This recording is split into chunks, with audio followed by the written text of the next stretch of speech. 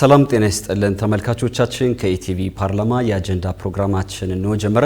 በዛሬው የአጀንዳ ፕሮግራማችን የኢኖቬሽንና ቴክኖሎጂ ሚኒስቴር የ9 ወራት እቅድ አፈጻጸሙን ለምክር ቤቱ አቅርቧል። ይህንን በተመለከተ ከኢኖቬሽንና ቴክኖሎጂ ሚኒስቴር ክቡር ዶክተር በለጠ ሞላ ጋር ቆይታ እናደርጋለን። እስከ ፕሮግራማችን ፍጻሜ እንድትከታተሉን ያከብሩት ግብዣችን ነው። ጥሩ ጊዜ። ክቡር ዶክተር በለጠ ሞላ ለግዚዎት ከልብ አመሰግናለሁ። ዛሬ እንግዲህ የሚኒስቴር መስሪያ ቤታችሁን የ9 ወራት እቅድ አፈጻጸም ለምክር ቤቱ አቅርባችኋልና ሚኒስቴር መስሪያ ቤቱ ባለፉት 9 ወራት ምን አቀደ፣ ምንስ አሳካ? አመሰግናለሁ። ዛሬ በምክር ቤቱ ያለፉት 9 ወራት የሰራናቸውን ስራዎች ከእቅዳችን አንፃር ምን ያህል ፈጽመናል የሚለውን ሪፖርት ያቀረብንበት መድረክ ጨርሰን እየወጣን ነው። ተቋማችን የኢኖቬሽንና ቴክኖሎጂ ሚኒስቴር ሰፋ ያለ ማንዴት አለው። ሚኒስቴር መስሪያ ቤቱ ከሚሰራው ተጨማሪ 4 ተጠሪ ተቋማት እያንዳንዳቸው ሰፋፊ የስራ ድርሻ ያላቸው ማንዴት ያላቸው ተቋማት አሉ። የአእምሮ ንብረት ባለስልጣን፣ የኢትዮጵያ ስፔስ እና ጂኦስፓሻል ኢንስቲትዩት፣ የኢትዮጵያ ቴክኖሎጂ ባለስልጣን እንዲሁም የባዮና ኢመርጂንግ ኢንስቲትዩት ያንዳንዳቸው ሰፊ ማንዴት ያላቸው ተቋማት ናቸው።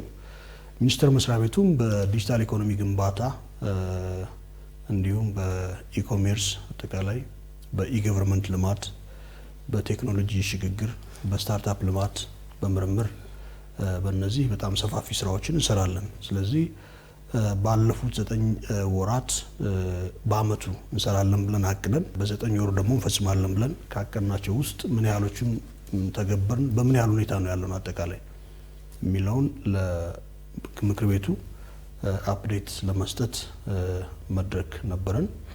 እንግዲህ ከጠቀስኳቸው ዘርፎች አንፃር በርካታ ስራዎች በ9 ወር ውስጥ የተፈጸሙ መሆኑን እቅዶቻችንን ሙሉ በሙሉ ለመፈጸም ጥረት ስናደርግ ቆይተናል። ከሞላ ጎደል እቅዶቻችን ፈጽመናልና በቴክኖሎጂ ሽግግር፣ በስታርታፕ ልማት ድጋፍ፣ በምርምር ድጋፍ፣ በዲጂታል ኢኮኖሚ ግንባታ፣ በአእምሮ ንብረት ባለስልጣን፣ በባዮና ኢመርጂንግ፣ በስፔስ፣ በቴክኖሎጂ ባለስልጣን በተለያዩ እንደየስምሪታቸው ያቀዷቸውን ያቀድናቸውን ስራዎች በምን ያህል ሁኔታ ፈጽመናል የሚለውን ለማሳየት እድል የፈጠረልን መድረክ ነበር እና በ9 ወር ውስጥ ባለን ግምገማ የቋሚ ኮሚቴውም በሚያደርገው ክትትል በእኛም ግምገማ እቅዶቻችን ከሞላ ጎደል የፈጸምንበት ጊዜ ነበር ማለት ነው። ይሄ ምክር ቤት እንግዲህ ላለፉት 5 ዓመታት የተለያዩ ስራዎችን ሲሰራ ቆይቶ በዚህ ዓመት ጊዜውን ያገባድዳልና በተለይ ይሄ ምክር ቤት ህግ በማውጣት ህግ በማጽደቅ ያደረገላችሁ ድጋፍ ምን ይመስል ነበር?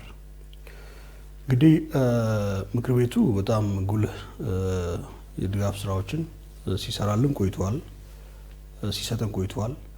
ምክር ቤቱ ዋና ተልዕኮ ህግ ማውጣት እንደመሆኑ መጠን በተለያዩ አካላት ኢኒሼት ተደርገው የሚመጡ ህጎች ሂደታቸው የሚያልፈው በምክር ቤት ጸድቀው ወደ ተግባር ሲለወጡ ነው። እንግዲህ ባለፉት 5 ዓመታት በርካታ የህግ ማዕቀፋት ጸድቀው ወደ ስራ ገብተዋል።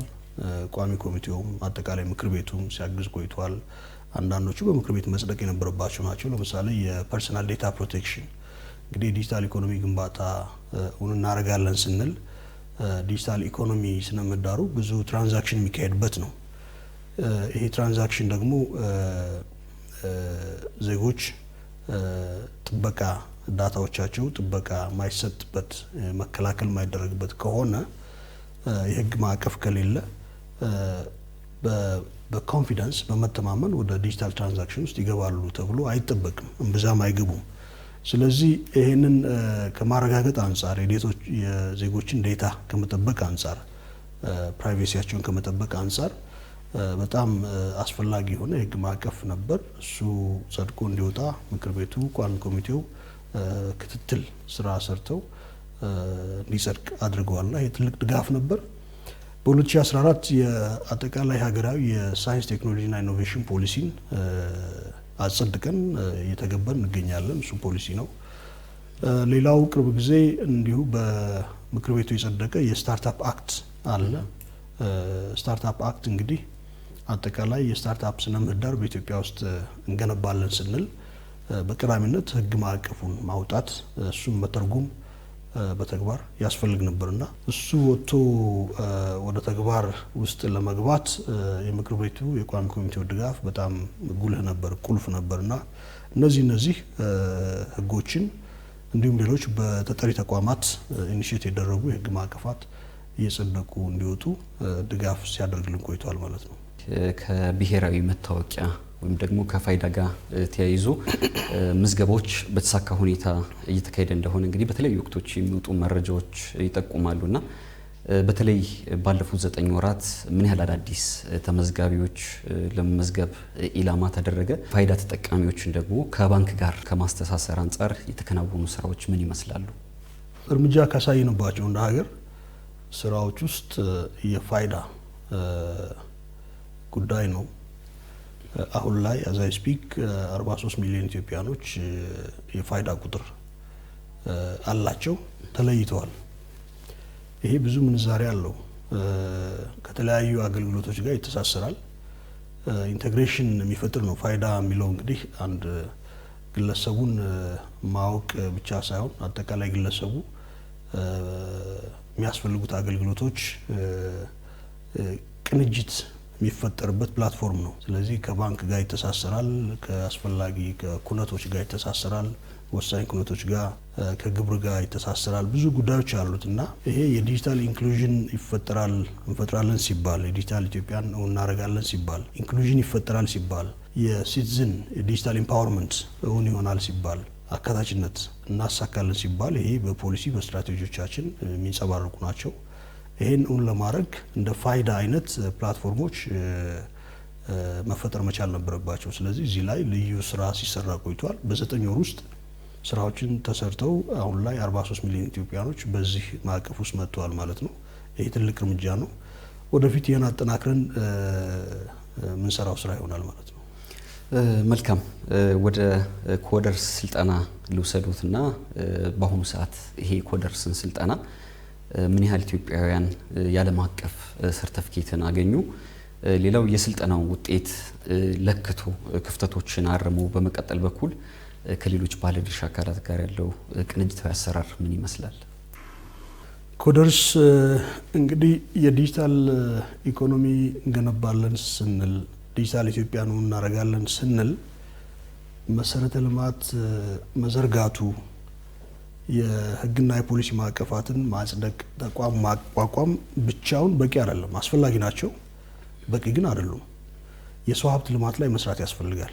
የዲጂታል ክህሎት ያለው ዲጂታል ቴክኖሎጂን ተጠቅሞ ሀሳቡን የሚሸጥ የሚቀበል፣ ትራንዛክት የሚያደርግ፣ የሚሸጥ የሚገዛ፣ ልውውጥ የሚያደርግ፣ የመልእክት ልውውጥ እና ማናቸውንም ስራ መፈጸም የሚያስችለውን ክህሎት ዜጋው ካልታጠቀ በፖሊሲና በስትራቴጂ ብቻ ጥያቄውን አንመልስም። ኢትዮጵያን ዲጂታላይዝ ማድረግ አይቻልም። ኢንፍራስትራክቸር ስለዘረጋን ብቻ፣ ሲስተም ስላለማን ብቻ ሊሆን አይችልም። ስለዚህ የሰው ሀብት ልማት ላይ ስራ መስራት ቁልፍ ጉዳይ ነው። ይህንን ከመገንዘብ አንጻር ደግሞ ብዙ ወጣት ነው ያለን። ኢትዮጵያ የወጣት ሀገር ነች አይደለም? እንደዛ ስለሆነ ለወጣቶቻችን ልዩ እድል መፍጠር ያስፈልጋል። የዲጂታል ክህሎታቸውን የሚያዳብሩበት እድል መፍጠር ያስፈልጋል ተብሎ ብሔራዊ ኢኒሼቲቭ ተቀርጾ ላውንች ተደርጓል። ሐምሌ 2016 ዓ.ም ላውንች አድርገናል። ከዛ ጊዜ ጀምሮ የ3 ዓመት ፕሮግራም ነው። በ3 ዓመት ውስጥ 5 ሚሊዮን ፕላስ እስከ 7 ሚሊዮን ዜጎችን በዚህ ስልጠና እድል እንዲያገኙ፣ ራሳቸውን እንዲያበቁና ዓለም አቀፍ ሰርቲፊኬሽን እንዲያገኙ ተብሎ ታስቦ ወደ ስራ ተገብቷል። በርካታ ተቋማት የፌዴራልም የክልልም ተቋማት በቅንጅት ክትትል ግምገማ ስናደርግበት የቆየ ነው። አንድ ስራ ነው። እንግዲህ አሁን ላይ 2 ዓመት አልሞላውም ገና 2 ዓመት ባልሞላ ጊዜ ውስጥ የእቅዳችንን ኦልሞስት 100% ለማሳካት እየተንደረደር ነው ማለት ይቻላል። ወደ 4.7 ሚሊዮን ኢትዮጵያኖች ተመዝግበዋል። ይህን ስልጠና ለመውሰድ ተመዝግበዋል። ከዛው 3.6 ሚሊዮን ኢትዮጵያኖች ሰርቲፊኬሽን አግኝተዋል። ይሄ ዓለም አቀፍ ሰርቲፊኬሽን ነው። ብቃታቸውን አረጋግጠዋል ማለት ነው። ትሬኒንጎቹ ቤዚክ ናቸው፣ 4 ኮርሶች ናቸው እና አንድሮይድ፣ ዴታ ሳይንስ፣ አርቲፊሻል ኢንተለጀንስን የመሰሉ ኮርሶችን እንዲያገኙ በቤዚክ ደረጃ እንዲሰለጥኑ ለማድረግ ተችሏል። ይሄ ማለት አንደኛ ሲቪል ሰርቫንቱ እንዲወስድ አድርገናል። በየተቋማቱ ያሉ የመንግስት ሰራተኞች ባሉበት ሆነው አቅማቸው ተገንብቶ ባሉበት የሚሰሩት ትላንት ሰሩት የነበረውን ስራ በተሻለ እንዲሰሩ በተሻለ እንዲፈጽሙ እድል ይሰጣል ማለት ነው። ሁለትም ከተቋም ውጭ ያለውን ወጣት ዩኒቨርሲቲ ተማሪዎችም ሊሆኑ ይችላሉ፣ የሃይ ስኩል ተማሪዎች ሊሆኑ ይችላሉ፣ ኮሌጅ ውስጥ ያሉ እንዲሁም ከስራና ከትምህርት ውጭ ያለው ወጣት ሞባይል ስልኩን ተጠቅሞ ትሬኒንጉን እንዲያገኝ እድል ፈጥረንለታልና ያ ሁሉ ማለት ነው 3.6 ሚሊዮን ስንል። ስለዚህ ከስራ እድል ፈጠራ አንጻር ይያያዛል። እንግዲህ የቢዝነስ ፕሮሰስ አውትሶርሲንግ የሚባል ጉዳይ አለ። ውጭ ሀገር ስራዎች ይኖራሉ። ስራዎችን ለመስራት ግን ሰው ፊዚካሊ እዛ መኖር ላይጠበቅበት ይችላል። የትም አገር ሆኖ ኦንላይን ስራዎችን መፈጸም ይችላል። አንዳንድ ሀገራት እንግዲህ ስራዎቻቸውን አውትሶርስ ያደርጋሉ ማለት ነው። እድሉን ለዓለሙ ይፈጥራሉ። በዓለሙ ላይ ያለው ወጣት ተወዳድሮ ያን ስራ የማግኘት እድል ይኖረዋል። ያንን መክፈት ያንን የእድል በር መክፈት ችለናል ማለት ነው። ስለዚህ ክህሎት ያላቸው ልጆች እዚህ ኢትዮጵያ ውስጥ ሆነው ተቀጥረው በውጭው ገበያ ላይ ተወዳድረው ተቀጥሮ ስራ መስራት የሚችሉበትን እድል እየፈጠር ነው ማለት ነውና ይሄ በስራና ክህሎት ስምሪት ጋር ሊያያዝ ይችላል። የስራ ፈጠራ ነው። እንዲሁም ደግሞ ሀሳብ ያላቸው ወጣቶች ሀሳባቸውን በተሻለ ሪፋይን እንዲያደርጉ ወደ ፕሮዳክት እንዲቀይሩ፣ ካምፓኒ እንዲመሰርቱ፣ ስራ እንዲፈጥሩ፣ ሀብት እንዲፈጥሩ ይሄ መንደርደሪያ ሆኖ ያገለግላል ማለት ነው። ታጥቀዋል የዲጂታል ክህሎት። ስለዚህ እሱን መመንዘር ይችላሉ፣ ወደ ስራ ፈጠራ ወደ ሀብት ፈጠራ በሂደት መመንዘር ይችላሉ ማለት ነውና ይሄ ትልቅ እድል ነው። ዲጂታል 2030ንም ስንቀርጽ እሱን እናሳካለን ሲባል በተሻለ ዲጂታል 2025ን ከፈጸምንበት በላይ በተሻለ እንፈጽማለን ሲባል አሁን ላይ በቂ የሆነ የዲጂታል ክህሎት የታጠቀ ዜጋ አፍርተናል ማለት ነውና እንደዛ ነው አላማው፣ ታርጌቱ። ስለዚህ እዛ ለመድረስ እንዲህ አይነት ኢኒሼቲቮችን የቀረጹ ስራ መስራት አስፈላጊ ስለነበር በዚህ ረገድ የተሰራው ስራ ጥሩ ነው ማለት ይቻላል። መልካም። ወደ ሌላው ጥያቄ ሳልፍ በተለይ በአሁኑ ሰዓት አገልግሎት እየሰጠ የሚገኘው የአንድ ማዕከል አገልግሎት ወይም ደግሞ የመሶብ አገልግሎት ተደራሽ ከማድረግ አንጻር በተለይ ባለፉት 9 ወራት የተሰሩ ስራዎች ምን ይመስላሉ? ክልሎችን ጨምሮ መሶብ የአንድ ማዕከል አገልግሎት እንግዲህ ከአንድ አመት ወዲህ መሶብ የሚባል ነገር እየሰማን ነው። አገልግሎት ሰርቪስ የመንግስት አገልግሎቶችን ኦንላይን ማድረግ፣ በአንድ ማዕከል ውስጥ እንዲሰጡ ማድረግ፣ የተበታተኑ አገልግሎቶች ወደ አንድ ማዕከል ማምጣት ነው። ይሄ ማለት ምንድነው? አንተ የተለያዩ ጉዳዮች ልትፈጽም ትፈልጋለህ። ታክስ መክፈል ይሆናል፣ ባንክ ማውጣት ይሆናል፣ ከትምህርት ማስረጃ ጋር ሊያያዝ ይችላል፣ ከልደት ጋር ሊያያዝ ይችላል። ዋቴቨር የወሳኝ ኩነት የምንላቸውን ስራዎች ይህን ሁሉ ለማድረግ መንጃ ፍቃድ ሊሆን ይችላል፣ ፓስፖርት ሊሆን ይችላል፣ ለማደስም ለማውጣትም ሊሆን ይችላል። በርካታ የመንግስት አገልግሎቶች ትላንት 10 አገልግሎት ፈልገህ 10 ተቋም ውስጥ ሄደህ የምታገኘው። ይሄ ደግሞ ምን ያህል ጊዜ ይፈልጋል? 10 ወር ሊፈልግ ይችላል፣ 10 ቀን ሊፈልግ ይችላል። በተለያየ ቦታ በተለያየ ጊዜ የምታገኛቸው አገልግሎቶች በአንድ ቦታ በአንድ ጊዜ ማግኘት የሚያስችል ፕላትፎርም ነው መሶብ ማለት። ኮንቨርጅ አድርገዋል ሰርቪሶች። እዛ ላይ ሄደህ ሰርቪሶችን የሚሰጡ ተቋማት እዛ ውስጥ ገብተዋል፣ አገልግሎቶች ገብተዋል። ዜጋው ይመጣል፣ ዜጋው እዛ ላይ ሁሉንም ያገኛል ማለት ነው።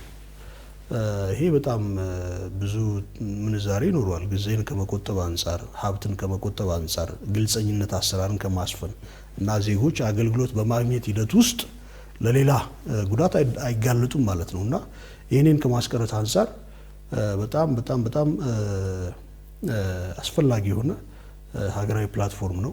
ይሄ የዲጂታል ኢኮኖሚን እንገነባለን ሲባልም እንደዚህ አይነት ሲስተሞችን ኢንፍራስትራክቸሮችን መጀመር ማስፋት አስፈላጊ ነበር።